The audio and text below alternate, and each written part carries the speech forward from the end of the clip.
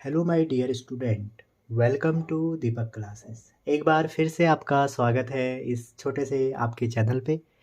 आज हम डिस्कस करेंगे अपनी एक बहुत इम्पोर्टेंट सीरीज, काइनेमेटिक सीरीज। इसमें हम कंसेप्ट 1 लेके आए हैं आपके लिए, इम्पॉसिबल ग्राफ इन काइनेमेटिक्स। तो पहला ग्राफ जो है मेरा वो है कि जो डिस्टेंस और पाथ लेंथ है वो कभी भी नेगेटिव नहीं हो सकती, कभी भी डिक्रीज नहीं हो सकती। ठीक है बच्चों, कैसे इसको हम थोड़ा सा अगर एक्सप्लोर करें तो हम सीख सकते हैं कि कैसे हमारी वो नेगेटिव नहीं होगी।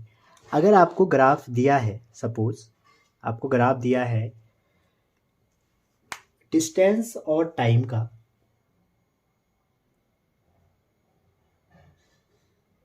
यहाँ पर मैंने डिस्टेंस रखी है, यहाँ पे मैंने टाइम रखा है। अब इस ग्राफ में आप ध्यान से देखेंगे कि आपका जो ये ग्राफ है वो कभी भी ऐसे नहीं हो सकता। ये जो ग्राफ है आपका वो ऐसे नहीं हो सकता। अगर ग्राफ ऐसा होगा तो आप यहाँ से कंक्लूड कर सकते हैं कि यहाँ तक तो बात समझ में आई, डिस्टेंस पॉजिटिव हुई यहाँ तक, लेकिन यहाँ से डिस्टेंस नेगेटिव होने लग गई। क्या आपने कभी देखा डिस्टेंस को नेगेटिव होते हुए? शायद नहीं। तो इसलिए ये ग्राफ हमारा इम्पॉसिबल ग्राफ है। अगर मैं आपसे कहूँ एक ग्राफ आपका ये है और इसमें टोटल पाथ लेंथ की बात करें, अगर आपका ग्राफ ऐसे बन रहा है तो इसमें आप क्या देख रहे हैं कि जो डिस्टेंस टाइम ग्राफ है, या आप बोल सकते हो यहाँ पर पाथ लेंथ भी लिख सकते हैं, क्योंकि एक्चुअल जो पाथ लेंथ है बच्चों, एक्चुअल पाथ लेंथ को ही हम क्या बोलते हैं? डिस्टेंस बोलते हैं। तो अगर आपका कोई भी ग्राफ इसको फॉलो करता है तो यहाँ पे भी आप देख सकते हैं इस पॉइंट से इस पॉइंट तक इंक्रीज हुई और फिर डिक्रीज हुई, फिर इंक्रीज हुई, फिर डिक्रीज हुई। तो आपकी जो डिस्टेंस है, पाथ लेंथ है, कभी भी ऐसे डिक्रीज नहीं हो सकती। ये ग्राफ कब पॉसिबल होते हैं? अगर ये डिस्प्लेसमेंट होता बच्चों तब ये ग्राफ दोनों पॉसिबल होते, लेकिन हम पढ़ रहे हैं डिस्टेंस एंड पोजीशन ग्राफ, तो ये पॉसिबल नहीं है। सेकंड जो हमारा पॉइंट है आज का, वो पॉइंट क्या है?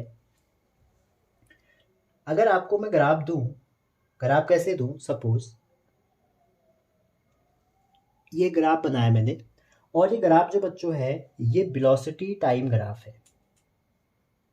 ठीक है, वेलोसिटी टाइम हो सकता है, डिस्प्लेसमेंट टाइम भी आप कह सकते हो। अगर आप इसको कहें तो ये डिस्प्लेसमेंट टाइम ग्राफ भी है। एक्स से लिख रहा हूँ मैं डिस्प्लेसमेंट को। तो अगर इस ग्राफ में मैं आपका ऐसे बना दूँ, सपोज जो वेलोसिटी टाइम ग्राफ है वो आपका मैं ऐसे बना दूँ, ठीक है, और वैसे ही जो डिस्टेंस टाइम ग्राफ है मैं उसको ऐसे बना दूँ। आप सोचेंगे क्या ऐसे ही बनाना है? आप ऐसे भी बना सकते हैं। इस ग्राफ को आप, ये एक्स है, ये टी है, तो इस ग्राफ को आप कैसे बना सकते हैं? ऐसे भी बना सकते हैं। तो ये तीनों जो ग्राफ हैं बच्चों, ये तीनों इम्पॉसिबल ग्राफ हैं। क्यों?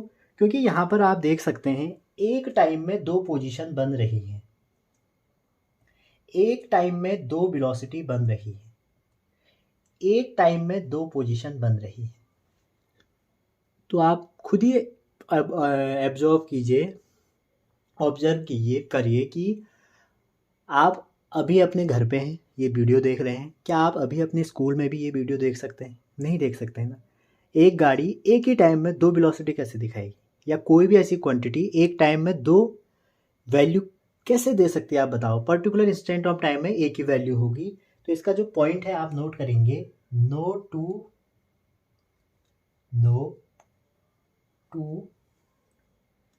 Position.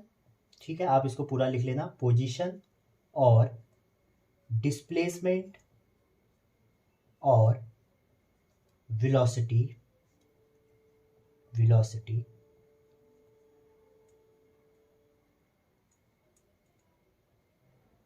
Are possible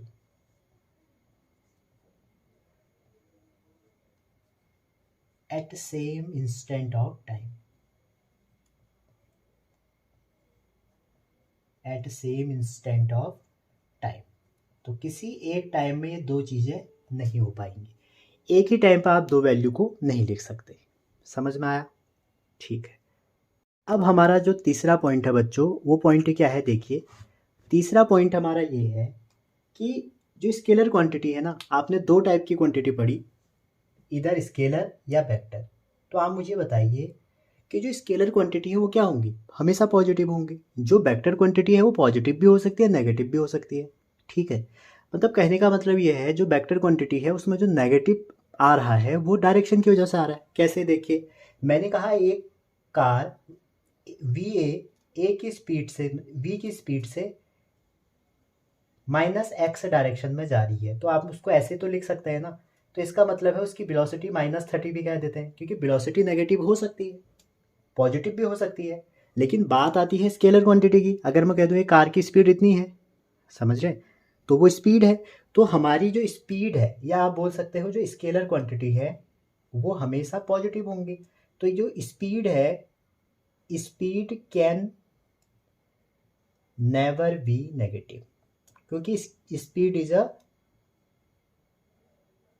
scalar quantity. ठीक है, तो अगर कोई भी ऐसा ग्राफ है जहाँ पर स्पीड को नेगेटिव दिखाया जाता है, तो इसका मतलब ये हो गया बच्चों कि जो स्पीड है आपकी वो घट रही है। और कैसे पॉसिबल है ऐसा, ऐसा तो पॉसिबल हो ही नहीं सकता। तो अगर आप इसका ग्राफ बनाएं तो आप एनसीईआरटी देख सकते हैं, उसमें ग्राफ है बच्चों, ऐसे है। उस ग्राफ को आप देख सकते हैं कि जैसे यहाँ से स्टार्ट हो रही है, ऐसे स्टार्ट हो रही है, तो स्पीड यहाँ पहुँच गई, फिर ऐसे स्टार्ट हो रही है ये, तो यहाँ पे टाइम है आपका और इस पॉइंट पे आपका स्पीड है। तो आप मुझे बताइए किसी इंस्टेंट ऑफ टाइम पे स्पीड पॉजिटिव दिख रही है, जब इनिशियली स्टार्ट हुई यहाँ से तो ये नेगेटिव हो गई, फिर पॉजिटिव हो गई, फिर नेगेटिव हो गई। तो ये ग्राफ भी आपका पॉसिबल नहीं होता है। क्यों नहीं है पॉसिबल? क्योंकि इसका जो रीज़न है वो ये है, speed is a scalar quantity and scalar quantity always be positive quantity. ठीक है बच्चों, थर्ड पॉइंट में हम चलते हैं। ये हमारे 3 पॉइंट हो गए। अगर हम फोर्थ पॉइंट की बात करूँ आपसे, तो फोर्थ पॉइंट मेरा क्या है, देखिए फोर्थ पॉइंट क्या है। जैसे मैं आपको एक ग्राफ दूं, ये वीटी ग्राफ है, और एक ग्राफ मैं आपको दूं एक्सटी ग्राफ। ठीक है, तो आपको एक बात ये पता होगी कि जो वीटी ग्राफ है, वीटी ग्राफ का जो स्लोप होगा बच्चों वो क्या होगा, एरिया। एक्सटी ग्राफ मतलब डिस्प्लेसमेंट टाइम ग्राफ का जो स्लोप होगा वो होगा वेलोसिटी। ये आपको पता होगा, ये स्लोप की बात हो रही है। और एरिया की बात होगी तो वीटी ग्राफ का एरिया डिस्प्लेसमेंट, ठीक है, एक्सटी ग्राफ का ऐसी कोई मीनिंग नहीं है। तो जब आपको वेलोसिटी टाइम ग्राफ में मैंने ऐसे कोई ग्राफ बना दिया, या इसमें मैं एक ग्राफ ऐसे बना देता हूँ, तो ये ग्राफ भी पॉसिबल नहीं है। देखो बच्चों, जहाँ पर ये बिल्कुल परपेंडिकुलर हो गया, तो परपेंडिकुलर हो गया मीन्स स्लोप क्या है, इन्फिनिटी। तो आप मुझे बताइए क्या कोई पार्टिकल की स्पीड इन्फिनिटी हो सकती है? नहीं हो सकती है ना। तो इसलिए ये अगर आपको ऐसे परपेंडिकुलर दिखेगा या इस टाइप का दिखेगा, तो ये भी दोनों इम्पॉसिबल ग्राफ हैं। ठीक है, डिस्टेंस में ही मैं आपको एक बात और बता दूं। जो डिस्टेंस है आपकी वो ये है कि जैसे मैंने यहाँ पे डिस्टेंस लिखा, यहाँ पे मैंने डिस्टेंस लिखा, और यहाँ पे मैंने टाइम लिखा। ठीक है, वाई एक्सिस पे डिस्टेंस और नीचे टाइम। अगर आपका ग्राफ ऐसे बन गया, आप बताइए क्या ये पॉसिबल है? अगेन नहीं है। क्यों? क्योंकि इसका जो स्लोप है वो इन्फिनिटी है। ठीक है, तो स्पीड भी इन्फिनिटी नहीं हो सकती। ठीक है, तो ये भी आप समझ गए होंगे। अगर मैं आपका एक ग्राफ और बनाता हूं, जैसे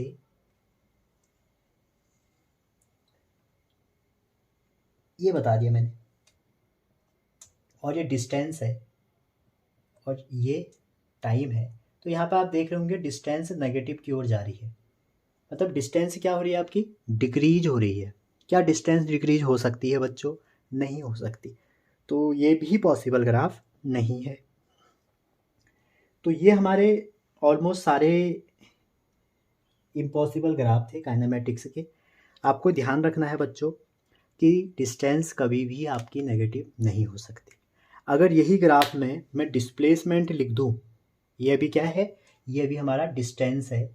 अगर मैं यहाँ पे डिस्प्लेसमेंट लिख देता हूँ तो इसका मतलब ये हो गया पॉसिबल है। लेकिन डिस्टेंस है, पाथ लेंथ है, ये कभी भी नेगेटिव नहीं हो सकते हैं, नंबर 1।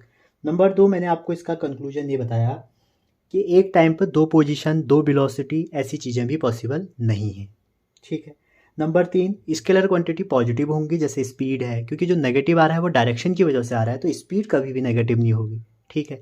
तो ये हमारी होगी नंबर 3। नंबर 4, आपने पढ़ा कि डिस्टेंस कभी डिक्रीज नहीं होगी, या स्लोप जो है कभी इन्फिनिटी नहीं हो सकता। अगर मैं आपकी इन्फॉर्मेशन के लिए बता दूं, वीटी का जो स्लोप होगा वो एक्सेलरेशन होगा।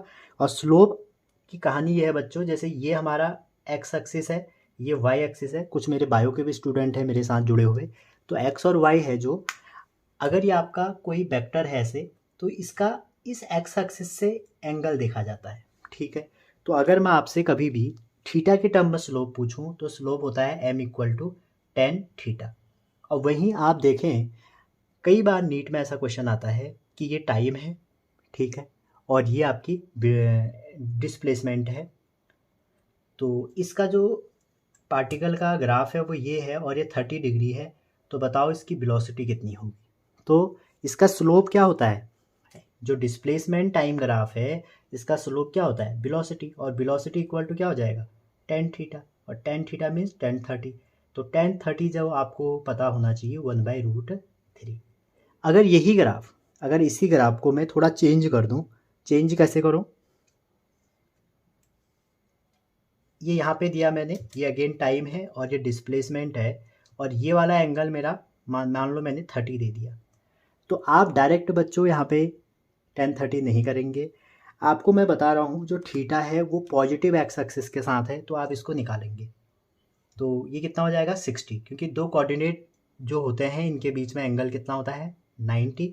तो ये कितना हो जाएगा 60, तो हमारा m मतलब स्लोप हो जाएगा tan 60, और जो ही स्लोप है बच्चों हमारा, ये हो जाएगा हमारा वेलोसिटी, ठीक है। तो ये आप समझ गए होंगे। कई बार मैं एग्ज़ाम में देखता हूँ इसको ऐसा ना लिख के, क्योंकि बच्चे ऐसे तो निकाल लेते हैं ना, तो ऐसे बना दिया जाता है, यहाँ पर डिस्प्लेसमेंट बना दिया जाएगा और यहाँ पे टाइम लिख दिया जाएगा, ठीक है।